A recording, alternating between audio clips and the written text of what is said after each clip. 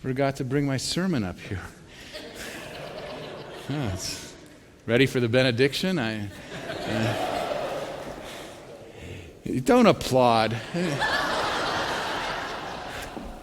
It's Trinity Sunday. It's Trinity Sunday. I bet you woke up this morning and thought, hot dog, it's Trinity Sunday. Didn't you? And you thought, I can't wait for church to end early so I can go to Target for the Trinity Day sales. And I can go to Capcinity for that Trinity Day lunch. Oh man, what a great brunch that'll be. Trinity, we'll have 3 of everything. What do you do with Trinity? It seems very complicated. It's almost like, let's see if the minister can make sense of this ineffable thing. It's an intellectual challenge in a way. It's kind of like, what is the sound of 3 hands clapping? Or I think it's like the Abbott and Costello routine of who's on first. Who's on first? That's right. Who's on third? No, who's on first? Who's on third? I don't know. No, who? And it just gets so confusing. What can we say about the Trinity that kind of makes sense to us? The first thing is, I'm not sure we can define it or even describe it. I know the words, and I took the courses on homoousios, and that's not homosexual. Homoousios, which has to do with being, begotten, not made, proceedeth from the Father, all that kind of language. But I don't think we can really work at defining it or describing it as much as we can experience the Trinity. Think about how you experience God. Most of us, or many of us, experience God in different ways. Each of us has our own experience that is unique to us. Some of us experience God as creator, some as redeemer, some as sustainer, some as comforter, some as lawgiver, shepherd, guide, consoler. We have many experiences of God. But these experiences, while many, all point to the one God. Many, one. And sometimes our experiences of God can be contradictory. We can experience God as lover and as adversary. We can experience God as grace and as judge. And the contradiction isn't in God, it's in us. It's not God's problem, it's our problem. And I've observed that some people will say, I experience God as lawgiver. And if you don't experience God as lawgiver, you're wrong and you're out. And we limit our experiencing of God to only one thing. And I think the more we accept other experiences of God, your experience of God as grace, your experience of God as lover, your experience of God as creator, your experience of God as sustainer, the more we experience others' experiences of God, the more we accept each other. And the many become one. Another thing about the Trinity is, I know all analogies eventually break down, but to think of the Trinity as a family. A family can have 3, 2, 5, 7, 8. It can have numerous members. And I want us to think of a healthy family, What are the marks of a healthy family? A healthy family talks and listens. A healthy family respects the members. A healthy family shares responsibilities. A healthy family doesn't work against each other. A healthy family claims the members of it and identifies itself by those who belong to it. A healthy family gives and receives. Gives and receives. There's a difference between receiving and taking. I can take from Colleen. That's a forceful act. It could be robbery. I take what she has. It's coercion. It's manipulation.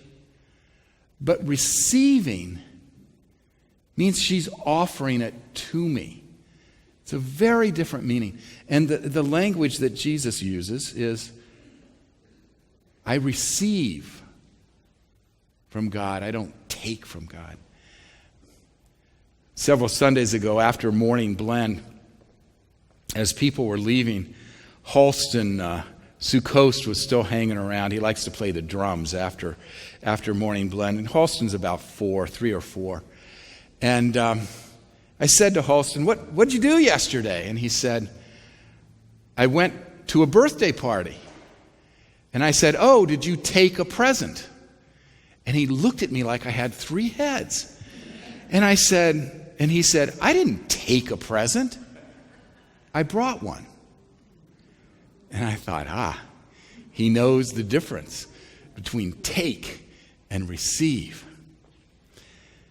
A healthy family lets the members be who they are.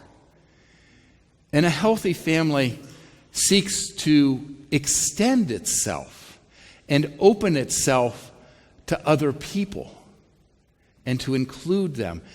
A healthy family will talk about joy and delight and love. Think of the Trinity as a healthy family. When Jesus talks about the Trinity, he will talk about giving and receiving. I receive from the God who gives to me, and the Holy Spirit receives from me. All that God has is mine, and all that I have is God's. And there's this sense not of selfishness, but of other-centeredness. There's not self-centeredness, there's other-centeredness. Jesus says in the Garden of Gethsemane, not my will, but thine be done. He says in this passage, the Spirit will glorify me. All the members of the Trinity put the other first. And the verbs you get used in the Trinity are words like guide and receive and give. They're gentle verbs. They're not violent verbs. And Jesus talks in this passage about opening up the Trinity and expanding it to others. The Spirit will receive from me and give to you. Jesus wants this joy and this delight that they experience to be offered to others and to be shared by others. So the Trinity becomes 4 and 5, as it includes Janet and Jeff and Evie and Wally. It becomes 100. It becomes many, but one. Another thing we can say about the Trinity is humanity was made in the image of the Trinity. In Genesis, the writer says, let us make humanity in our image. Now, I always wrestled with what that meant. Let us make humanity in our image. I always understood it individually, like I am made in God's image, and Hillary is made in God's image. But it's about let us make humanity, let us make them in our image. It isn't about individuals. It's about the many. Let us make the many in our image. Let us make the many one. Let us make that many into a family that respects and listens and talks and gives and receives and lets people be who they are and shares responsibilities and doesn't work against each other. Let us make humanity in that image.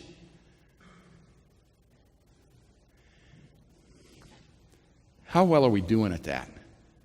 How well are we doing at that, being in the image of the healthy family of the Trinity? You read the newspaper, you listen to the news. There's violence. There's envy. There's jealousy. There's greed. There's hatred. There's vengeance. All the things of an unhealthy family. And it would be easy at this point to start to talk about the Democratic Party as not being a healthy family, or the Republican Party of not being a healthy family, or our country, or of the world, that the many are not one. We don't have to go that far to do that. We can just start with the church. The church, I would have to say, as far as the many being one, is more of a goal than a reality. The church is seldom one. I mean, it starts in Acts where they're divided. The creation of the creed that we will be reading soon as part of confirmation. The Nicene Creed, well, this isn't the Nicene Creed, but the creation of the Nicene Creed that established the Trinity, that established the many are one, and all that language about begotten, not made, and proceedeth, and homoousios, and all that. There were gangs outside where they were meeting that were fighting. This side was right, this side was right, and they were fighting each other over the creation of the document that was going to create unity in the church. Do you see an irony there? There's a story of one bishop who went on to become a saint slugging another bishop over this. And after they established this document of unity, the emperor exiled the leader of the losing side and had all his writings burned, and anybody who had his writings in their possession was to be executed. The many become one. The church doesn't operate in the joy of the Trinity, in the image of the Trinity. Throughout history, the church has been divided with inquisitions and executions and excommunications. At Sermon Starters this week, I told the people there that in 7th century Russia, they used to fight and excommunicate people, and some people were killed over, with how many fingers do you cross yourself? And this being a Protestant group, they said, well, how many fingers do you cross yourself with? And Susan, who was brought up in that tradition, said, well, you cross with 3 fingers. You do it like this. 3 fingers like this. That's the right way. And she said, anybody else who does otherwise is weird. And I said, well, there you have it, right there. Right there. We can't be united on that. Yeah.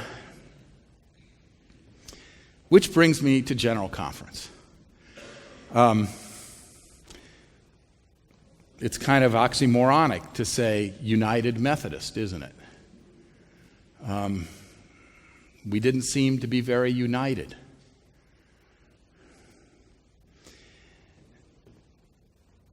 When John Wooden texted me the decision that had been made Wednesday about keeping the discipline as it is, and establishing a study commission, I thought he was kidding. But John isn't really given to practical jokes. And I had this mixture of embarrassment to be called United Methodist, discouragement, frustration, sadness. Another 4 years and we're still here. Lots of anger. Wanted to find a short person and beat him up, you know. And then I learned that actually the decision that was made was a decision to keep us from going backwards. But I've followed this and I left it with, why do you stay with it, John? You're old enough to retire. Why stay with it? Now, I want to say, last night, Susan and I went to see a movie at Gateway Theater, and I gave the cashier my money, and I said, do you have a senior citizen discount? And he said, I've already rung you up.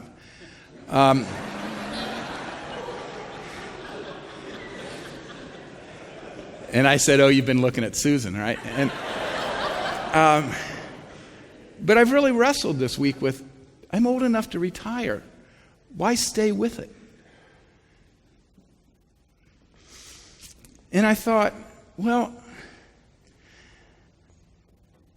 why leave a church that's home to me because of what happens outside it? If I, as a straight person, have found that healthy family, if I have found that acceptance and that joy and that permission to be who I am, why would I leave that? That would only be hurting myself to teach somebody else a lesson. And what's the sense of that? Then I read that, from the 28 bishops who lined up in support of our LGBT ministers who came out, including John Wooden, and asked their forgiveness, and said that these 110 ministers are modeling what true Christian love is. And I realized that part of the church is never all of the church.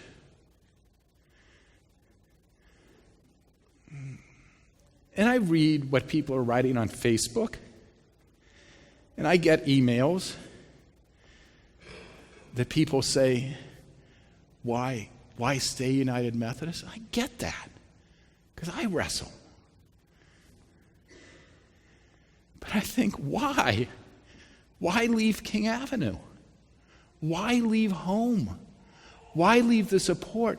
Why leave where the many are one? Why leave a healthy home? I've reached the conclusion that no church denominational meeting can really have unity. They don't get together often enough. They only get together every 4 years, and the composition changes, and it's only for 2 weeks. How can the many become one except on superficial issues? And how can a body like that legislate love?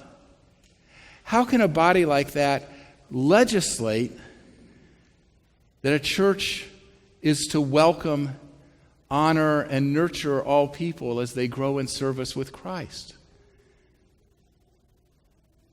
Only a local church can do that. Only a local church can enact love. Only a local church can welcome, invite, nurture, and honor all people. Only we can do that here. And why would we stop doing that? Oh, I'm frustrated. And I'm mad. But the anger's got to be channeled. And we have to continue to welcome, invite, and honor. Because now more than ever, the United Methodist Church needs our example on what the many can be one. We're going to continue as we are. I'm not going to retire. I'm too young.